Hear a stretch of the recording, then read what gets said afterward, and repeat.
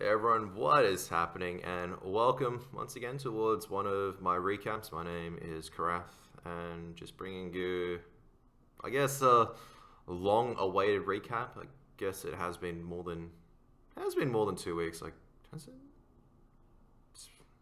Time flies by, but I mean, just looking pretty much at the performances and what happened over that weekend for Counter Strike for finals and the semi-finals. So only three best of threes played, but at the end, Parallax reigned dominant, their first national titles together. So good to see that after coming so close so many times, they're able to finally achieve that victory. But nevertheless, let's start from the beginning. So let's head back all the way back towards that Saturday, 4 p.m. Atletico versus Avantgarde, and that was from the get-go. It was an absolute blockbuster.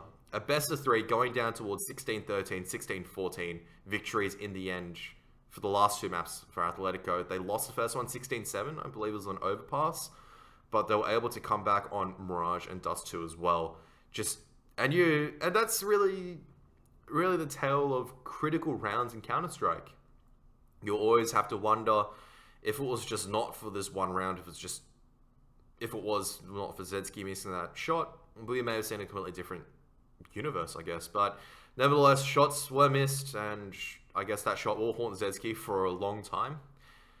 But Atletico did reign supreme in the end. It was a hard-earned victory, definitely well-earned. And Avantgarde, they shouldn't really have their heads down. They lost these opportunities to close out these matches, but that's one of their weaknesses that they can identify and just remedy over the upcoming season, because this lineup has stayed together, relatively stable for so long. First time they've actually come towards a CGP, I guess, event, played together at LAN, and definitely just putting it towards Atletico, one of the teams favored to take the championships. I mean, all the teams were favored this time, but Atletico were the reigning champions of ESL ANZ Season 1. So it was definitely good to see a spirited performance out of them, and they'll definitely be coming back stronger next season. So then on towards 7 p.m., which was the Chiefs versus Parallax game, and I expected this one to be a bit tighter, but I think this may be in the prelude towards what would happen tomorrow, because I mean, Parallax on day one have traditionally been strong at LAN. I mean, if you just look at all the results from LAN performances, I guess, except for CGP last season, they've always just dominated that first day of competition. So, and this is no different this time around. Chiefs looked a little bit lackluster in my opinion, but good showing from Alistair. That was a prelude towards what he would do overseas for the ESA Global Finals. We saw his AWP on point at LAN. We saw his AWP on point overseas as well. So Alistair, definitely a great performance from him. A good shaky performance from Tux, I would say. I would say good normally, but it was a bit shaky. I mean, he was definitely wanting more. And Lightstep, I mean, he showed how experienced he was by just going, you know what, there are critical rounds that I know how to turn the tide, and he was able to turn it successfully. So, unfortunately, it was not enough towards the end. They did lose 2-0 in that best of three, and it was quite convincingly as well. Parallax took both of them. And it wasn't just the Raz show just as of yet. He looked strong, though. He was definitely dominating.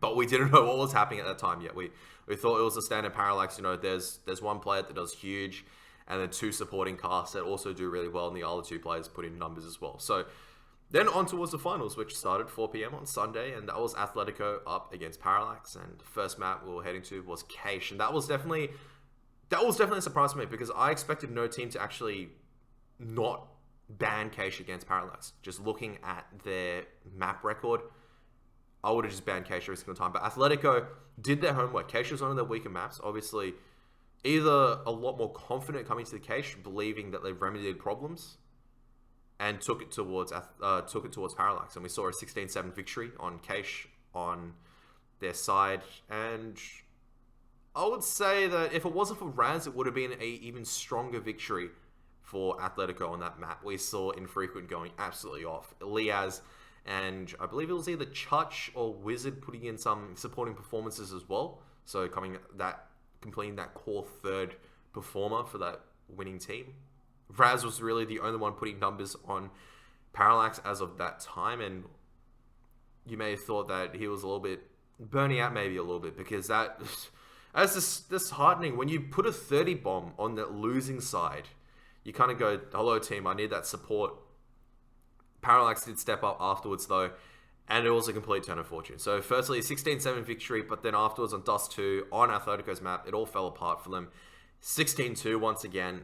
And a lot of people may just call out Atletico and just say they played poorly. I believe they played poorly in some aspects, but I don't think it was just poor as just more of just being shell-shocked. I mean, when you have just Raz just coming at you that hard, when you can't find the positioning for your players because it just seems like Parallax is winning every single aim duel, it is so difficult to build up that economy on that CT side. They started CT side in Dust 2, I believe so, and they're just unable to build up an economy. And that's so difficult because we see that they rely, I would say Atletico rely on that AWP, honestly, to make those opening picks, to buy the map territory. But once they start losing that map territory, it just becomes difficult for them. So, yeah, I would argue it was just a combination of, okay, they were possibly getting a little bit complacent. They were a little bit burnt out, I guess, from traveling a lot. They're doing more traveling again this week. And I guess just the shift in momentum towards Raz and his core three, their core three lineup, where, you suddenly see Yellow going off, you suddenly see, Lonsdale going off. And they just unable to respond. Economy games faltering. And as soon as the economy game starts faltering for the CTs on Dust 2, it's a little bit over. So 16-2, okay, momentum firmly in Parallax's hand. We've seen Atletico come back and able to take it, but they were put onto that towards that CT side. They started on the CT side and train, and that's where things Raz just came in and just blew a hole in them. And that continued the whole, what can you really do when as a lineup, Hats comes across in towards inners and blows Infrequent's head off. When Infrequent, I would believe 90%, 80% of the time would hit that shot. Has just come across and just blows his head off. What can you do in that circumstance when the aim of Parallax is just all on point? And we saw a T-side victory of 13-2. And then possibly the most disgusting pistol round I've ever seen in my life, when Raz just one taps 2 people falling out of B ladder.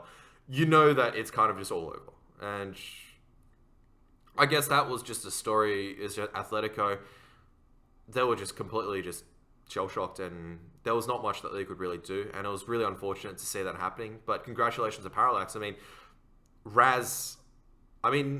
the legend of Raz will continue on. That will be the talk of LANs for the next year. CSGO. Can you do a Raz on LAN? Can you put a rating of 2 in the finals? A rating of 2. It was absolutely insane. So that's why I say it was unfortunate to see Atletico just face off against their rivals in such a circumstance where Raz was firing. But it's definitely now a rivalry which I want to see once again. It's definitely one that I'll see persisting. These are lineups that will not change drastically. I hope Parallax have had the same core lineup, and their philosophy is always keeping that same core lineup. For Atletico, it's the same as well. This is the same lineup they've been playing together. Avantgarde, this is the same lineup they've been playing together. Chiefs Esports Club, I see no reason for them to break apart, as they now have gone overseas, put on a good showing as well, have a very, very strong core 5 as well. Counter-Strike in the Oceanic region is looking up.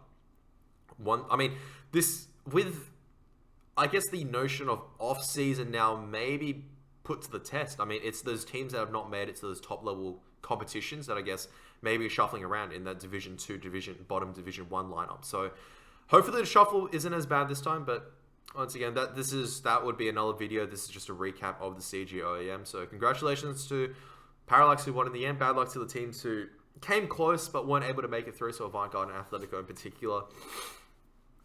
Chiefs, I guess, were just, once again, a red-hot Parallax. Not much that you can do. So, well, that's been it for me today. I should just really call this the Raz recap. I could just go into every single moment where Raz did something ridiculous or Parallax did something ridiculous.